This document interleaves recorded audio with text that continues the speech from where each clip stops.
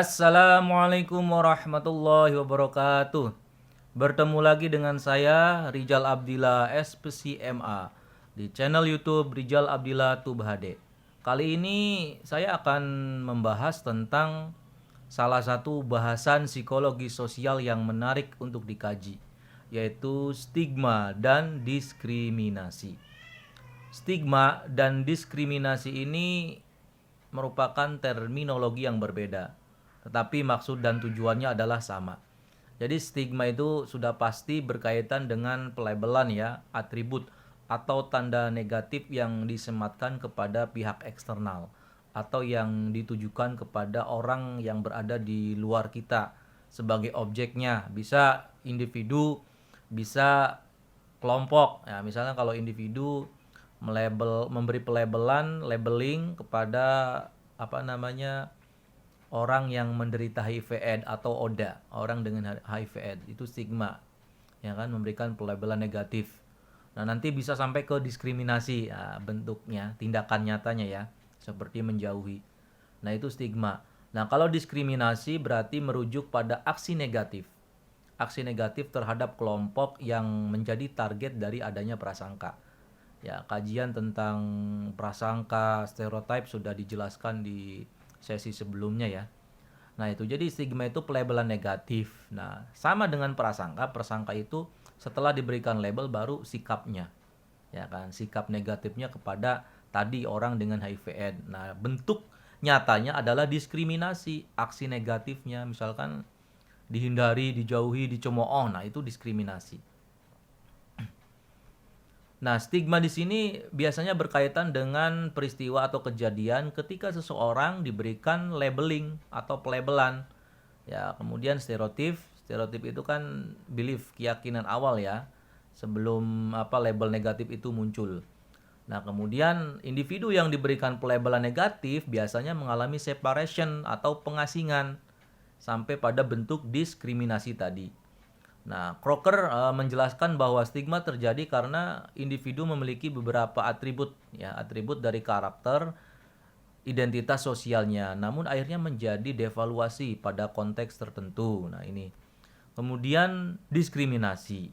Diskriminasi itu perlakuan yang sejatinya membeda-bedakan kelompok, yaitu bentuk dari prasangka yang nyata berdasarkan kategori-kategori tertentu yang cenderung bersifat negatif, ya, bisa menimbulkan jarak sosial nih bagi pelaku dan korban diskriminasinya. Itu diskriminasi juga berarti tingkah laku negatif yang ditujukan kepada anggota kelompok sosial tertentu yang menjadi target dari prasangka. Ini pernyataan yang sering kali dijadikan referensi ya dalam menjelaskan definisi diskriminasi dari Baron and Brin.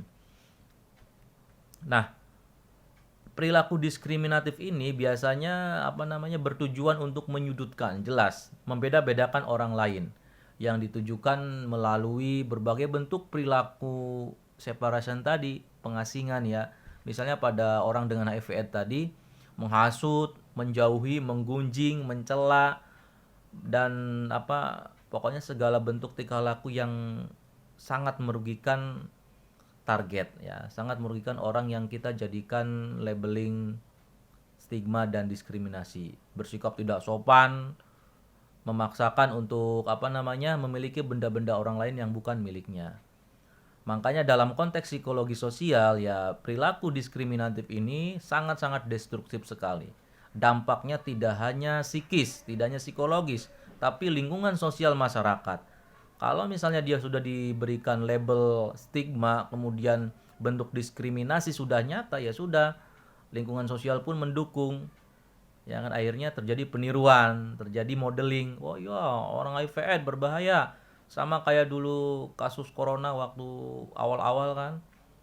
Wah, ini orang yang positif COVID itu aib, bahkan petugas kesehatan ya, petugas ambulan yang membawa jenazah COVID dilempari batu. Nah, ini udah diskriminatif gitu ya. Nah, berkaitan dengan diskriminasi ini ada banyak macamnya. Yang pertama adalah rasisme. Ini sudah jelas. Rasisme ini sering kali terjadi ya di berbagai belahan negara manapun. Ini aspek yang membedakan secara rasial pada suatu kelompok budaya tertentu yang biasanya diterima oleh banyak orang dan mendorong terjadinya kompetisi. Ya, perbedaan kekuasaan, politik, perlakuan yang tidak semestinya terhadap anggota kelompok lain. Nah, biasanya perbedaan perlakuan ini bisa dimanifestasikan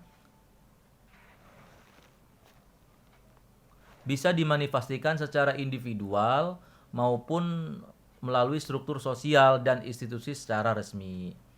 Misalnya dalam konteks institusi ya perbedaan dalam hukum ya, sistem pendidikan, lapangan kerja, kebijaksanaan imigrasi, agama dan lain sebagainya.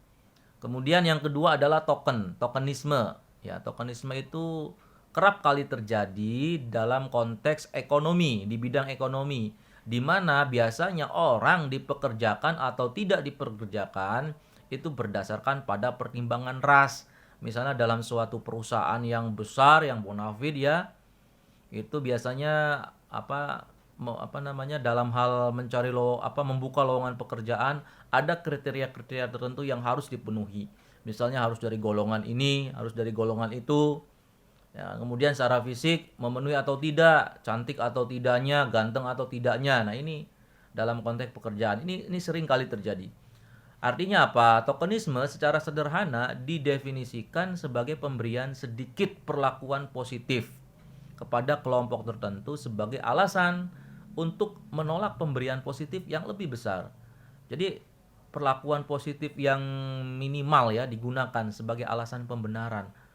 Mungkin secara administrasi bagus, persyaratannya memenuhi. Secara akademik bagus, kualifikasinya juga bagus, tapi nggak diterima karena kurang cantik atau kurang ganteng atau bukan dari kalangan terpandang. Nah, ini bisa menjadi alasan diskriminasi dalam bidang ekonomi atau tokenisme ya. Kemudian yang ketiga adalah reverse discrimination. Jadi kecenderungan untuk menilai dan memperlakukan seseorang dari kelompok tertentu. Biasanya kelompok yang menjadi target prasangka dengan lebih baik dibanding perlakuan terhadap kelompok lainnya. Nah, pada awalnya perlakuan tersebut mungkin menguntungkan kelompok target. Jadi seseorang melakukan reverse discrimination dengan cara memberikan misalnya kenaikan pangkat, jabatan, gaji maupun keuntungan-keuntungan lainnya. Biasanya seperti itu. Untuk jangka pendek hal ini biasanya menguntungkan, namun pada pekerjaan dan situasi tertentu ya dalam konteks jangka panjang ya ini akan sangat merugikan ya gitu. Nah, kemudian bagaimana ya caranya menangani diskriminasi atau setidaknya mengurangi? Karena kalau ditangani juga diintervensi biasanya ya ini karena memang sudah menjadi kalau dalam konteks budaya juga ini kerap kali terjadi. Setidaknya bisa dikurangi. Cara mengurangi diskriminasi. Yang pertama ya menanamkan rasa untuk saling memahami satu sama lain, mengenal satu sama lain, tidak terjebak pada sikap negatif tanpa dasar dan perilaku diskriminatif. Nah, dengan saling mengenal ini maka kekeliruan yang bersifat stigma maupun prasangka bahkan sampai mengarah ke diskriminasi bisa diminimalisir sekecil mungkin. Nah, kemudian ini konteksnya keluarga berkaitan dengan parenting, pola asuh. Biasanya ya orang tua kan memberikan cerminan yang luar biasa kepada anaknya ya.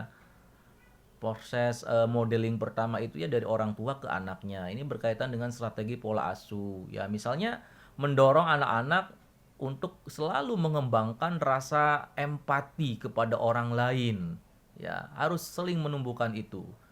Harus sering menumbuhkan sikap saling menghargai, toleransi, ya kan, tepo seliro, nah itu. Dan memantau berbagai bentuk kegiatan, segala kegiatan anak-anaknya seperti apa, tumbuh kembang anaknya seperti apa, harus itu. Dan ini juga bisa menjalin komunikasi antara orang tua dengan pihak misalkan dalam konteks sekolah, dalam konteks institusi pendidikan ya dengan guru, dengan konselor, dengan ya psikolog ya dengan saintis juga bisa.